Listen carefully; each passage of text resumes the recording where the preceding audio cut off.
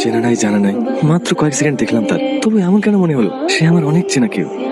দাদা 2 বছরের বাচ্চার একটা প্যাম্পাস দেন তো। প্যাম্পার্স না? তুমি আমাকে চিনতে পারছো না? সেদিন তোমাকে বাসে দেখলাম, হলুদ চুড়িদার পরেছিলা। আমি সাইকেলে তোমার পিছন পিছন যাচ্ছিলাম, মনে পড়ছে না? কোটে তাড়াতাড়ি আয়, পুরো ঠান্ডা লেগে যাবে তো। হ্যাঁ আসছি, একটু তাড়াতাড়ি দিন না। হ্যাঁ দিছি।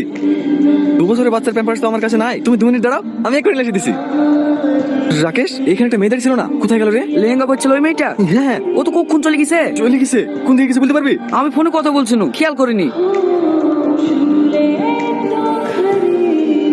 লে পাঞ্জাবিটা পরিলে, তোর আবার রেডি হয়ে বসে আছে। আর একটা মাস সময় দাও না, আমি ওকে খুঁজে বের করবোই। আমি পারবো না, 1 মাস করতে করতে আজ 2 বছর হয়ে গেল। তোর আবার বাঁকা কথা দিয়ে দিছে, সাথে সাথে তোর বিয়ে হবে। তাড়াতাড়ি রেডি হইলে। ও মা, এই মাসে 10 তারিখ তো হয়েই গেল, আর কটা দিন বাকি আছে। এই কটা দিন তুমি যেভাবে হোক আব্বাকে বোঝাও না। আমি যদি এই মাসে আমার স্বপ্নপরীকে না খুঁজে পাই, তাহলে তোমার বোনের মায়ের সাথে বিয়ে করবো। 20 দিন তো। হ্যাঁ 20 দিন।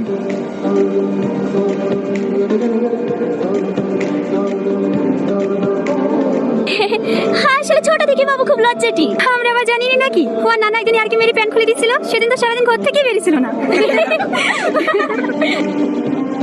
কি রে বাবু, কোথায় যাচ্ছে? দোকানে। দোকানে মানে? তোকে কাল সন্ধ্যাবেলা বললো না সাথে গেলে বাজার করতে যেতে হবে? যা সাথে গেলে একা, ও রেডি হয়ে বসে আছে। মা, বিয়েটা আর কতদিন পিছিয়ে দাও না। চপ পথে গাড়ি চলে এসছে, যা সাথীকে সঙ্গে করে লিখে বাজার করে লেগা। ঠিক আছে।